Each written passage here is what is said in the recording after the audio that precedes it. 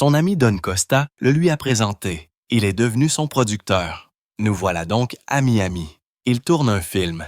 Il m'appelle. Il me dit « Petit, viens, dîne avec moi ». Je vais dîner avec lui. C'était en 67. Pendant 60 ans, Paul Anka a gardé les secrets les plus sombres de Frank Sinatra enfermés. Mais maintenant, à 84 ans, il parle enfin. En 1968, Sinatra l'a regardé dans les yeux et a dit quelque chose qui a tout changé. Ce n'était pas seulement à propos de My Way. Il s'agissait des liens avec la mafia, des scandales étouffés et des corps qui disparaissaient lorsque des personnes s'opposaient au président du conseil d'administration. Anka a assisté à tout cela. Il est resté silencieux face aux menaces, aux poseurs de vin et pire encore. Mais l'âge a tendance à délier les langues et les histoires qu'il raconte maintenant détruiront à jamais l'héritage de Sinatra. Paul Anka est né le 30 juillet 1941 à l'hôpital civique d'Ottawa. Il était le fils d'immigrants. Son père, Andrew Anka, est venu de Damas en 1924 avec seulement $15 et une valise. À Ottawa, il a ouvert un petit restaurant appelé Locanda sur l'avenue Laurier-Ouest. Il servait des spaghettis pour 45 cents. Les journalistes de l'Ottawa Citizen adoraient ça. Ce restaurant était aussi le monde de Paul. À l'âge de 7 ans, il connaissait le nom de tous les ministres du cabinet fédéral. Il recueillait des détails sur les potins politiques à la table four. Le samedi, il accueillait plus de 300 clients. Il a regardé son père se démener, travailler, sourire, serrer des mains. Il a tout mémorisé. La famille vivait dans une maison de 2 chambres sur l'avenue Clearview. Ils étaient 5. Les hivers descendaient jusqu'à -25 degrés Celsius. Paul s'exerçait à chanter en portant des moufles. L'argent était rare, mais 2 choses l'ont façonné. L'énergie de son père, les berceuses arabes de sa mère. Elle s'appelait Chamelaya. Elle venait du Liban. Les mélodies sont restées avec lui. À l'automne 1953, Paul avait 12 ans. Il est entré au lycée Pfizer Park avec une guitare à $14 que quelqu'un lui avait prêtée. Il a dit à tout le monde qu'il avait un nouveau groupe. Il l'a appelé les Bobby Sockers. Il a attiré 2 camarades de classe, Raymond Carrier et Gerald Barrow. Il répétait dans son sous-sol près de caisses de tomates. Parfois, il chantait jusqu'à 2 heures du matin. Paul a appris le piano tout seul à partir d'un livre usé de John Thompson. Il a même écrit des paroles pendant les cours de mathématiques. À 13 ans, il avait déjà écrit 27 chansons. Son professeur de musique, Frederick Karam, se souvenait de tout le monde. Une fois, Paul a voulu se produire au Fairmont Club de Québec, mais il était trop jeune, alors il a pris la bouette de sa mère sans permis. Il a traversé la rivière. Il a convaincu le portier de le laisser chanter gratuitement. Il a interprété « I Confess », une chanson qu'il avait écrite lui-même. Il a remporté le premier prix, $25, et 1 semaine de réservation. La police lui a donné un avertissement, mais tous les autres ont vu un enfant qui n'abandonnerait pas. Tous les dimanches, Paul chantait à la cathédrale Saint-Île-Élias. Il a appris de vieux hymnes dans des mesures étranges comme 7/8. Il a mélangé cela avec des airs de boogie qu'il entendait tard dans la nuit sur la radio CKUA. Le résultat était quelque chose de nouveau. Lors d'un concours YMCA, un juge l'a qualifié d'étrangement hypnotique. En 1955, Paul était devenu la star de tous les spectacles locaux. En seulement 6 mois, il s'est produit 42 fois.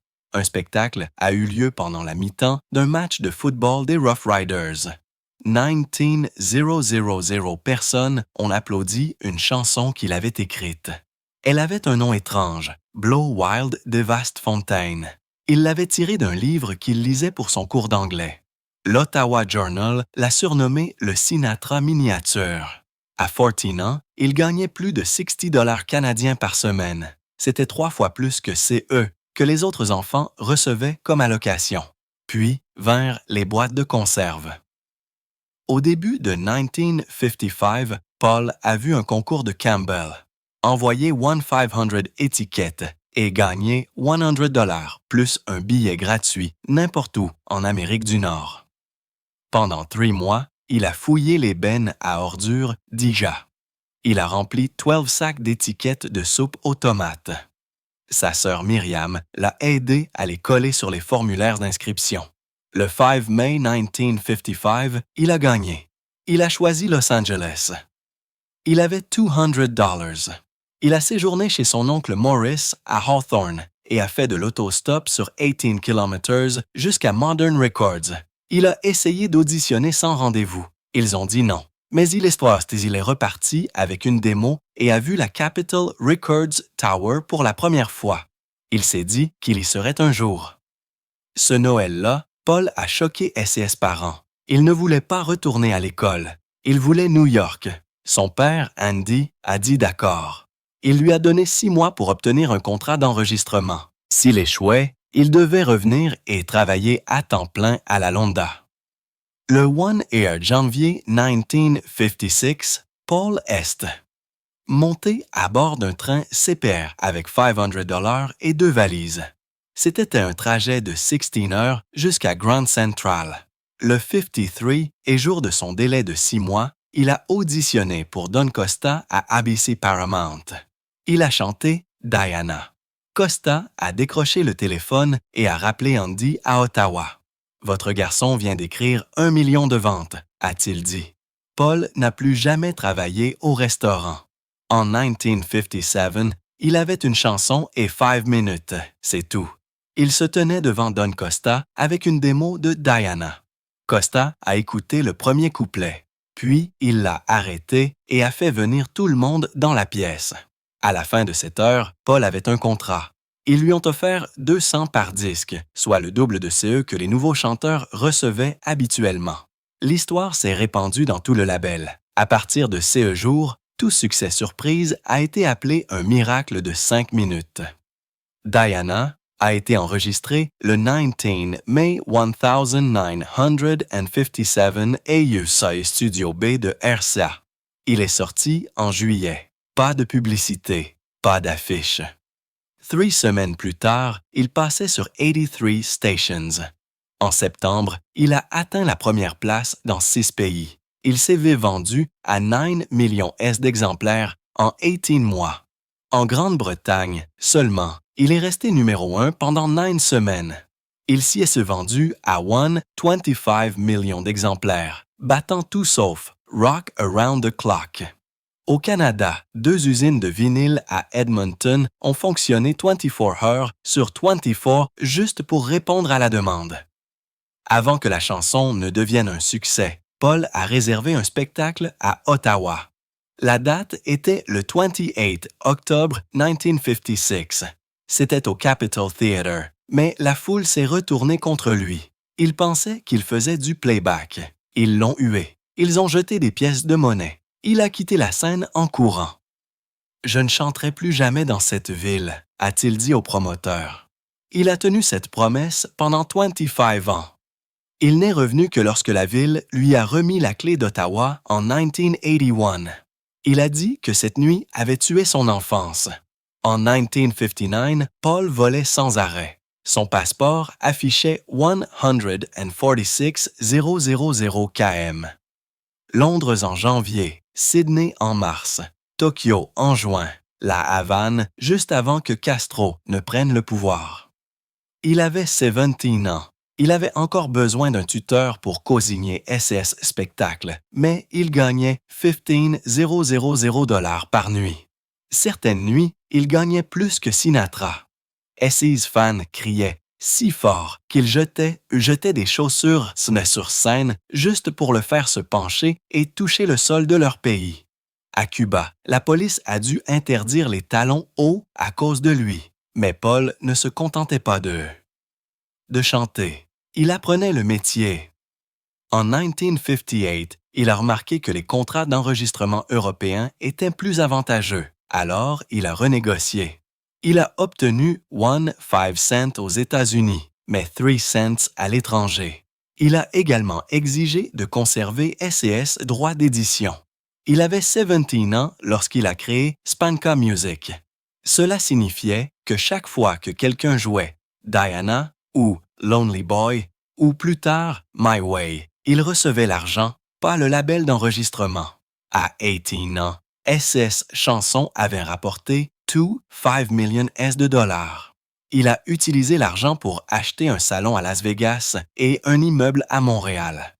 Il ne pouvait légalement boire dans aucun des deux endroits, mais il possédait les deux. Le 17 août 1960, dans un club sombre de Hambourg, 4 jeunes hommes de Liverpool sont montés sur scène. Personne ne connaissait leur nom, mais soir après soir, spectacle après spectacle, quelque chose a changé en eux. Les Beatles étaient en train de naître. En 3 ans, ils ont eu 8 succès numéro 1 au Royaume-Uni, tout comme les Rolling Stones. Et tandis qu'ils montaient en flèche, Paul Anka s'est évanoui. Chacune de ces nouvelles chansons n'a pas été à sa hauteur. Aucune d'entre elles n'a même percé le top 20. Son label ABC Paramount a réduit son budget studio, puis l'a laissé tomber. Ils ont dit qu'ils voulaient des voix plus jeunes. Anka n'avait que 21 ans. 3 ans plus tôt, il avait vendu 13 millions de singles, mais au printemps 1963, ses chiffres avaient fortement chuté. Moins d'1 million de disques vendus pendant 2 trimestres consécutifs. C'était une baisse de 80%. La radio lui a également tourné le dos. En 1960, Winds New York le diffusait 28 fois par semaine. En mai 1963, il ne le diffusait que 3 fois. Les Beatles, ces mêmes mois, ont obtenu 55 diffusions. Presque du jour au lendemain, les idoles adolescentes étaient démodées. Anka n'avait même pas 22 ans et il était déjà considéré comme une vieille nouvelle. La plupart des chanteurs auraient disparu. Anka, non. Il est entré dans le bureau d'ABC à New York en décembre 1962 et a fait quelque chose d'extravagant. Il leur a remis un chèque de caisse de $250,000 d'une valeur de plus de 5 millions de dollars aujourd'hui et a racheté toutes les chansons qu'il avait jamais enregistrées avec eux. Les dirigeants ont ri. L'ensemble de son catalogue rapportait moins de $40,000 par an. Ils ont dit que c'était du gaspillage, mais Anka savait mieux. Ces chansons avaient déjà 31 reprises étrangères. Il obtiendrait désormais 100% des nouvelles licences. En 1970, les publicités de Pepsi et les rééditions de Diana et Put Your Head on My Shoulder ont poussé son catalogue à 15 millions de dollars. En 2020, ces mêmes catalogues avaient rapporté environ 100 millions de dollars. Sur le contrat original, il avait griffonné une petite note à la main. Tous les formats futurs inclus. Cette simple ligne signifiait qu'il n'y aurait jamais de paiement supplémentaire pour les CD, les téléchargements ou le streaming. Au début de 1963, il s'est envolé pour San Juan pour le film Le jour le plus long. Sur le plateau, il a rencontré Anne de Zogbe, un mannequin et ancienne dauphine de Miss Suède. Pendant l'année suivante, il lui a écrit des lettres depuis les aéroports et lui a envoyé des demandes en mariage avec des billets de volume de nuit. Le 16 février 1963, ils se sont envolés pour Paris et se sont mariés à 2 heures du matin dans le salon VIP de l'aéroport d'Orly. Les invités ont bu du Dom Pérignon 1955. Leur gâteau de mariage est arrivé par avion de chez Maxim's. Frank Sinatra a envoyé un télégramme disant « Petit, tu es fou, mais Marcel Tove ». Le magazine Life y a consacré 4 pages. Sa robe avait 200 perles cousues à la main. Ils ont dansé leur première danse sur une version live de Put Your Head on My Shoulder, interprétée par un orchestre de 12 musiciens de Lolo. Ils sont restés mariés, 37 ans, 5 filles. Ils se sont séparés en 2000. En 1962, juste un mois avant le mariage, Anka avait écrit une marche militaire de 32 mesures en 48 heures pour Le jour le plus long. Le budget du film était de 5 millions de dollars. Il a accepté de jouer dedans pour $1. Au lieu d'être payé, le producteur lui a donné 0 25% des recettes brutes mondiales. Le film est sorti le 25 septembre 1962 et a rapporté 35 millions de dollars au cours de sa première année.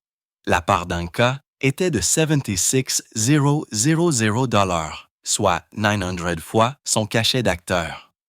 La marche a remporté un Oscar. L'OTAN a adopté l'air.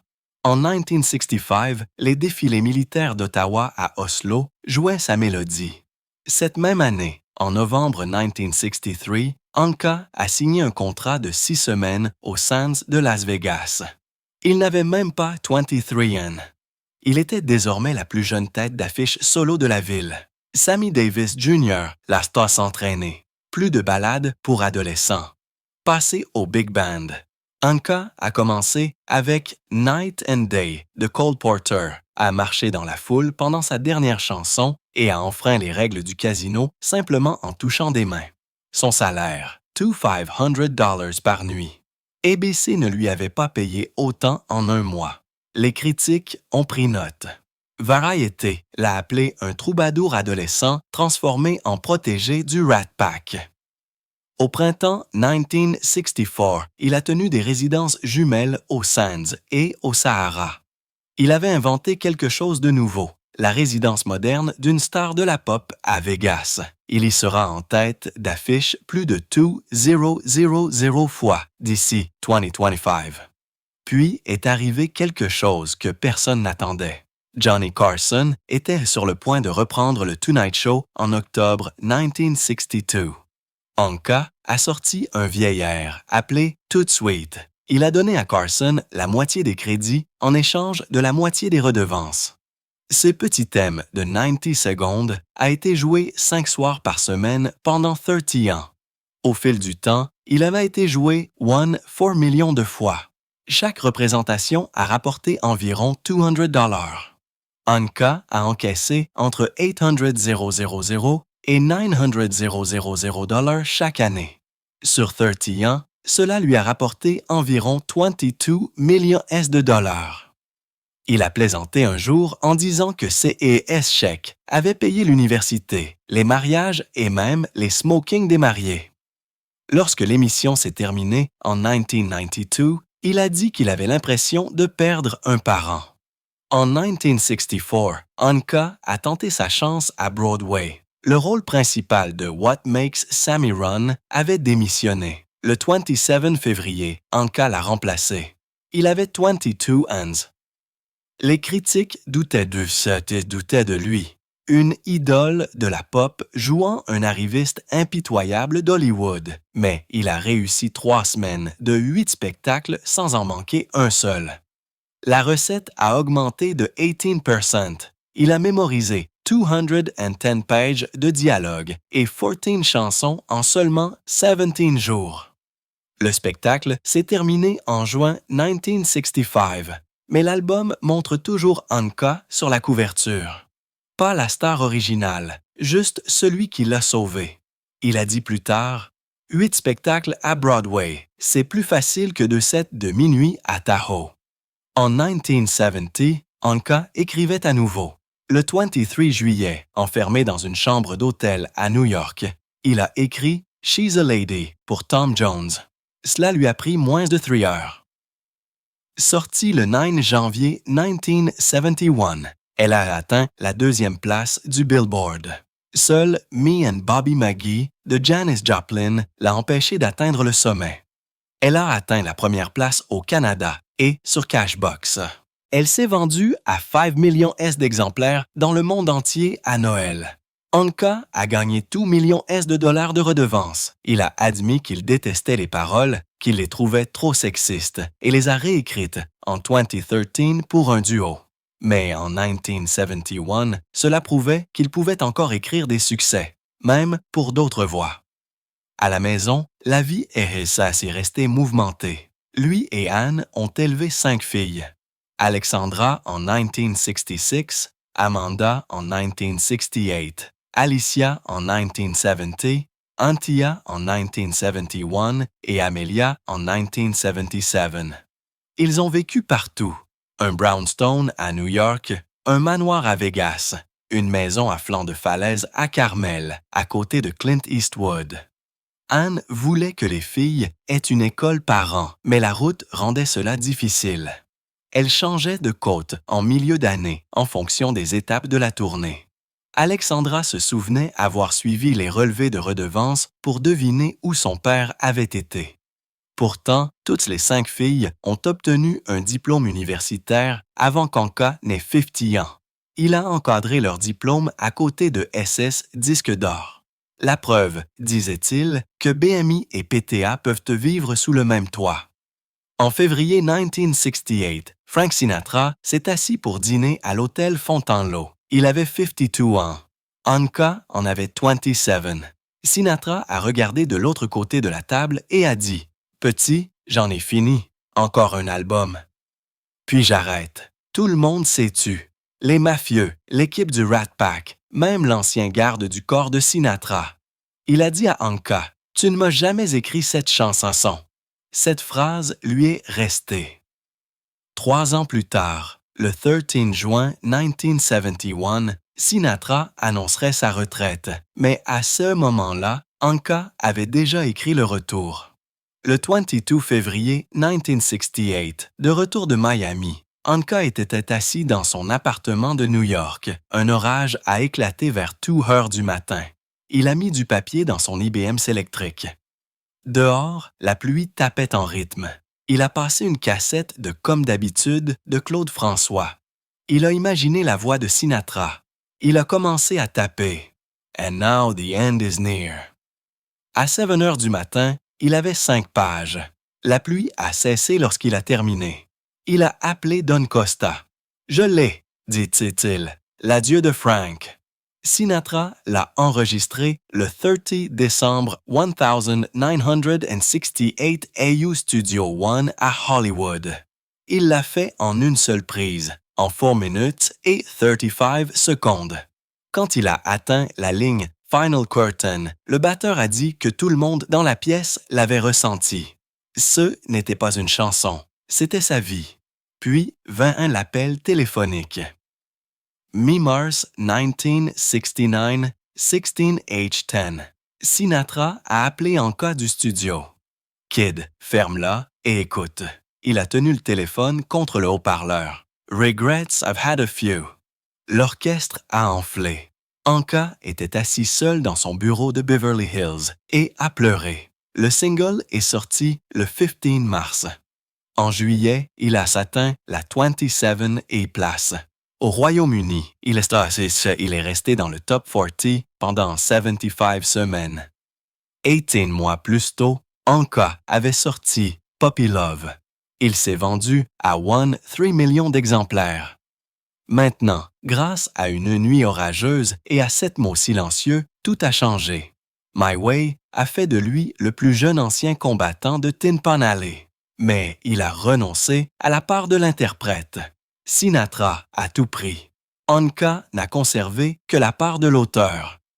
En 1974, CES Redevance ont dépassé l'ensemble de son catalogue de 1957 et 1967, environ $500,000 par an ajusté pour 2025. C'est 2 million S, disait-il sur sa scène. J'ai créé un monstre qui a volé mon bébé. Pourtant, la chanson lui a donné un deuxième acte. Il est passé d'idole des adolescents à bâtisseur d'héritage. Il a écrit pour Michael Jackson, pour Tom Jones. Tout cela parce qu'une nuit, sous un orage, la fin s'est sentie proche, et cela lui a donné un début. De 1971 à 1976, le strip était une jungle de secrets. Anka appelait cela un code d'honneur avec des dents. La loyauté comptait plus que tout. Le silence était la survie. Il a remarqué que la sécurité de Sinatra n'était pas le personnel régulier de l'hôtel. Elles étaient gérées par des hommes comme Johnny Formosa. Il était autrefois un exécuteur des Teamsters. En 1973, il a été accusé de racket.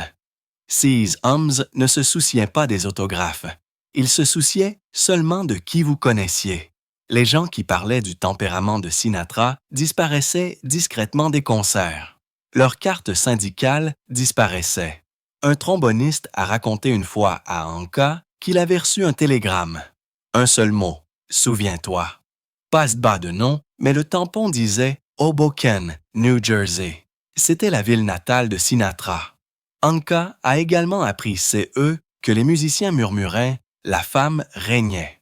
Si une femme était dans le cercle de Sinatra, petite amie, serveuse, même une journaliste, elle était intouchable.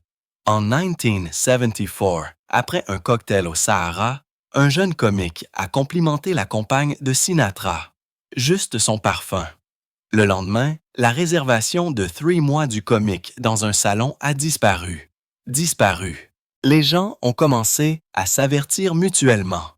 Enfreignez cette règle et vous êtes fini. Au banquet de Sinatra, les plans de table laissaient même 2 chaises vides entre lui et sa compagne. Une frontière silencieuse que personne n'osait franchir. Puis est venue une chanson qui a déclenché une guerre. Le 24 août 1974, le duo d'Anka avec Odia Coates, You're Having My Baby, a atteint la première place. Mais CE n'était pas qu'un succès. Cela a provoqué l'indignation. Le magazine Miss l'a nommé « Porc mâle chauvin de l'année ». L'Organisation nationale pour les femmes lui a décerné un prix « Gardez-la à sa place ». Des manifestants ont défilé devant les stations de radio. La phrase qui remerciait une femme de ne pas avoir avorté est arrivée juste 1 an après Roe v. Wade. Les gens étaient furieux, mais la chanson s'est quand même vendue rapidement. 1 million d'exemplaires en 8 semaines. Le DJ de Chicago Bob Dearborn a lu des lettres de colère à l'antenne. Cela n'a rien arrêté. Anka, sentant la chaleur, chantait parfois « Our Baby » dans des spectacles en direct, mais la version originale est restée numéro 1 pendant 3 semaines. En 2006, CNN.com a mené un sondage. Elle a été élue la pire chanson pop jamais réalisée. Malgré cela, elle a prouvé qu'une ballade de 2 minutes 39 secondes pouvait diviser une nation et quand même devenir disque d'or. Derrière tout le drame, il y avait une stratégie. En 1975, alors qu'il faisait la promotion de son album live, Anka s'est exprimé ouvertement. Il a dit « Vous devez comprendre ceux qu'ils veulent là-bas et leur donner. L'astuce, c'est l'emballage. » Il avait été surtout silencieux dans les années 1960. Alors, il a étudié les 40 meilleures radios. Il a remarqué comment Jim Croce et John Denver montaient. Alors, il a écrit des paroles sur la famille, est allé à Muscle Shoals pour un son de style country et s'est associé à Odia Coates pour surfer sur la vague des duos. Cela a fonctionné. Entre août 1974 et mai 1976, il a marqué 4 succès dans le top 10 aux États-Unis, vendu 5 millions S de singles et obtenu un nouveau contrat d'enregistrement avec United Artists, 3 albums, 1 million de dollars. C'était énorme pour quelqu'un qui n'avait pas percé le top 10 depuis 1961. Les critiques ont dit qu'il était faux. Il s'en fichait. Il a dit à Stereo Review « Je dirige une entreprise, pas un mouvement de jeunesse. » Mais alors que les affaires montaient en flèche, le côté familial luttait. Son autobiographie de 2013 ouvre cette partie. De 1974 à 1981, il était sur la route environ 150 nuits par an. Il s'est une fois endormi pendant le récital scolaire de sa fille Amanda. Il avait voyagé de nuit depuis le Caesars. Ce moment lui est resté. Les registres d'hôtel de 1976 montrent qu'il n'a passé que 48 nuits dans sa maison en Californie.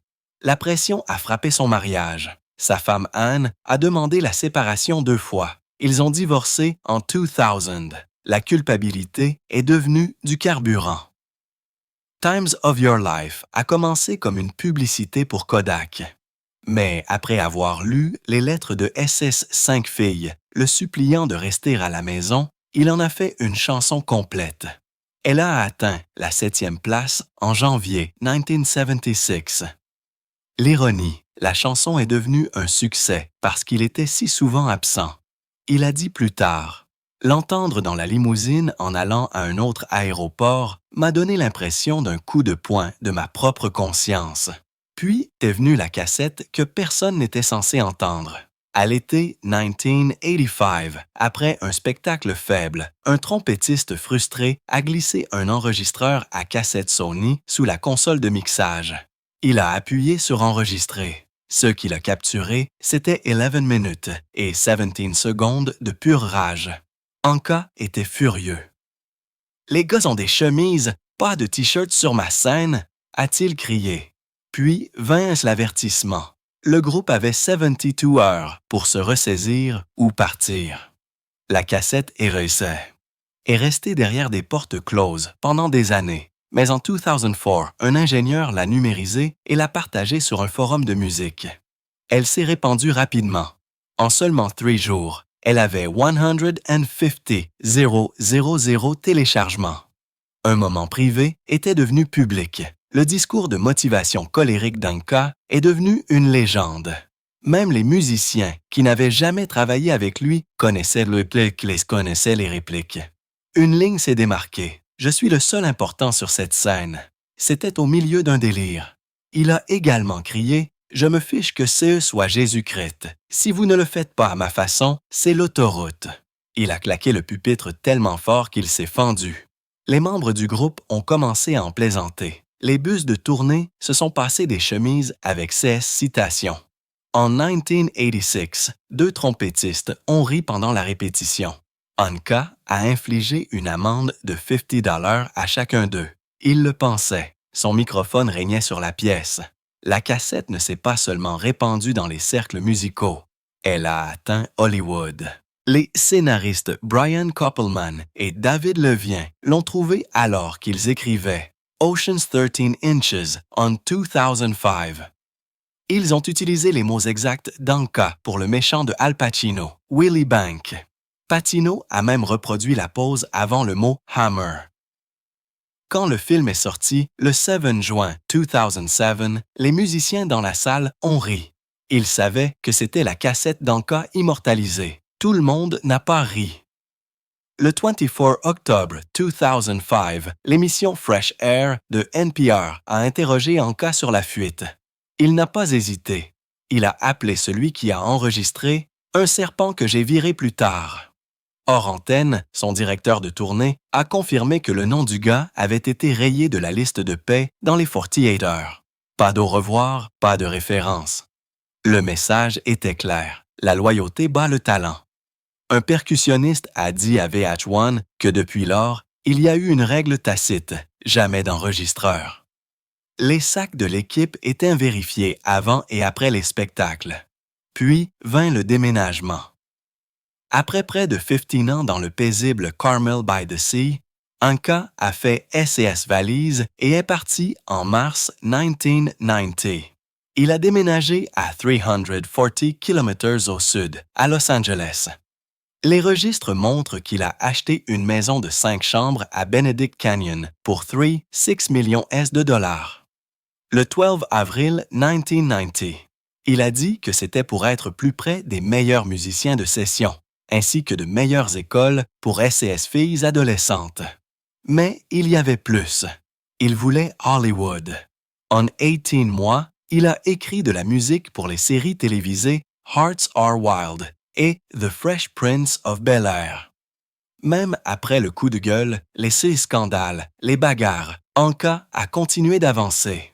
La réinvention était son rythme et l'ambition n'a jamais quitté sa scène. Bien avant tout cela, le 16 février 1963, Paul Anka a épousé André Zogb à Paris. Elle était mannequin. Pendant 37 ans, ils ont élevé 5 filles, tandis qu'Anka donnait 300 concerts par an. Dans les années 90, il écrivait pour Céline Dion et vivait dans des vols de nuit et restait en Californie. À leur 38e anniversaire, elle avait déménagé dans une autre maison à Beverly Hills. En mars 2001, ils ont demandé le divorce. Il a été finalisé en octobre. Leur mariage avait duré 1,380 jours. Dans son livre « My Way », Anka a admis ses « qui n'allaient pas ». Il a manqué des anniversaires, des événements scolaires et s'est même endormi une fois pendant une pièce de théâtre scolaire. Anne a dû lui taper sur l'oreille pour le réveiller. « J'étais la vedette invitée dans ma propre maison », a-t-il écrit. Il a blâmé les voyages constants. Il a appelé le divorce le rappel le plus coûteux de ma carrière. 6 mois après la séparation, Anka a rencontré une finaliste suédoise de Miss Universe nommée Anna Åberg. Il avait 60 ans, elle en avait 31. Ils se sont rencontrés à Porto Rico. Leur fils Ethan est né le 22 septembre 2005 à Los Angeles. Le 8 juillet 2008, ils se sont mariés chez Anka. Mais les problèmes sont arrivés vite. Åberg a appelé le 911 2 fois. Une fois à cause d'une dispute à propos de la nounou, une fois à propos d'argent. Le 31 décembre 2009, seulement 531 jours après le mariage, Anka a demandé le divorce. Il a été finalisé en avril 2010, puis vint la frayeur du passeport. Åberg a tenté de quitter le pays avec Ethan sans permission. Le système l'a signalé à LAX. Anka est allé au tribunal et a dépensé plus d'1 million de dollars pour se battre pour la garde. Åberg l'a accusé d'utiliser des jets privés pour contrôler quand elle pouvait voir leur fils. Le 3 juillet 2017, le juge Frederick Bird a statué en faveur d'Anka. Ethan avait 11 ans. Le juge a dit que le garçon avait développé une aversion intense pour sa mère et que le forcer à la voir pourrait lui causer du tort. Åberg n'était même pas autorisée à l'appeler. Elle a dit que c'était la justice pour les riches. Anka avait déclaré gagner $300,000 par mois, mais le tribunal lui a quand même accordé la garde légale et physique complète. Les experts en droit de la famille ont qualifié cela de décision la plus déséquilibrée de la décennie. Anka s'est remarié le 22 octobre 2016. Il avait 75 ans. La mariée était Lisa Pitton. Ils sortaient ensemble depuis 6 ans. Le mariage était un spectacle. Il a loué le Four Seasons à Beverly Hills. Warren Buffett et Steve Wynn étaient sur la liste des invités. Son fils de 11 ans, Ethan, a conduit la mariée à l'hôtel. 600 roses blanches bordaient le sol. Tout le monde a signé des accords de confidentialité parce que le contrat de mariage d'Anka faisait 43 pages, plus long que son album de 1962, Young, Alive and in Love. Sur Instagram, il a posté « Hier, j'ai épousé une femme incroyable, l'amour de ma vie. » Mais au milieu de l'année 2020, l'histoire a changé. Le mariage s'est terminé discrètement. Anka a blâmé les tournées constantes. Le divorce est devenu définitif le 1 avril 2021. Il porte toujours l'alliance en platine sur scène. Il dit que cela lui rappelle de rester humble. En 2013, Anka a publié son autobiographie. Elle s'appelait My Way. Les éditeurs s'attendaient à des mémoires légers. Ce qu'ils ont obtenu, c'est 368 pages de feu. Le livre a été coécrit par David Dalton. La plupart provenaient des enregistrements vocaux d'Anka réalisés lors de trajets en bus à 3 heures du matin, alimentés par de l'espresso.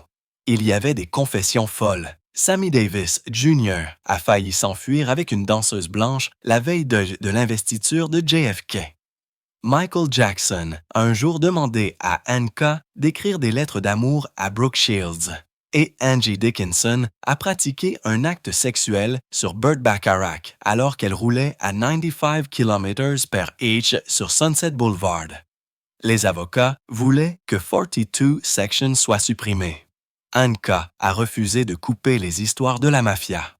Il a même inclus le moment où le patron de Chicago, Sam Giancana, lui a remis $50,000 en jetons après avoir entendu une première démo de My Way. La première impression du livre s'est vendue en 72 heures. La succession de Sinatra a faxé une déclaration froide de 3 phrases en réponse. Puis, en 2024, un nouveau chapitre s'est ouvert. Le 12 septembre, Paul Anka, His Way, a été présenté en avant-première au Festival international du film de Toronto. Le réalisateur était John Maggio. La scène qui a fait parler les critiques ne provenait pas des archives. Elle était en direct. Les caméras ont suivi Anka en coulisses avant un spectacle au Tokyo Dome. Il avait 83 ans.